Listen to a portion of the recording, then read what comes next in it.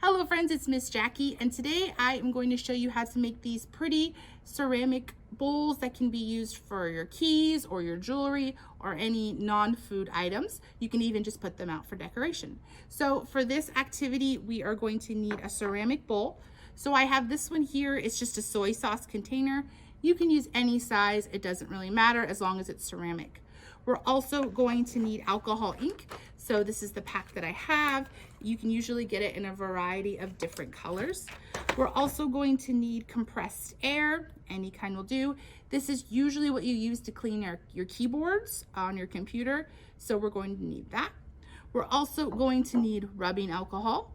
And then the last thing we're going to need is some kind of something to protect your bowl. So I have this enamel spray paint.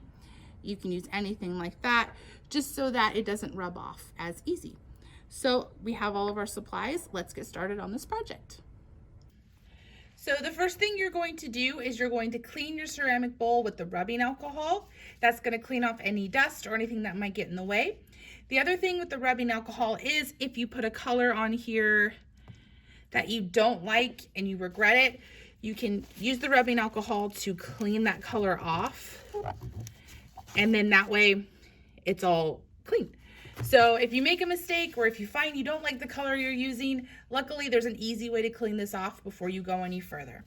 So the first thing I'm going to do is I'm going to do yellow and purple for this one. So I'm going to put a spot of yellow in the middle. I like to let it sit for just a second to kind of dry a little bit. And then we're going to go ahead and get started. So let's put our purple on there.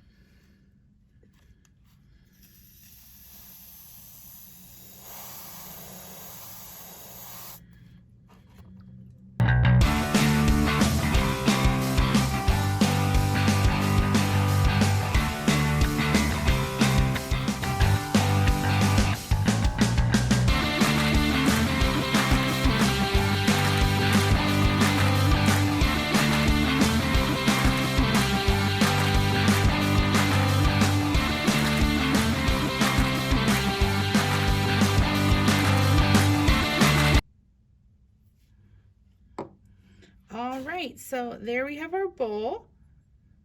Now it's not exactly perfect, but that's all right because it's a flower. So it doesn't need to be anything exact. As you can tell when I did it, one thing I like to do is go around, and then if I find there's spots that I feel need a little more color, I'll go back after it's had a second to kind of sit on the cup, on the bowl for a while. That way it kind of sticks a little better. So I'll let this sit for about an hour, maybe longer, just to make sure that it's completely dry.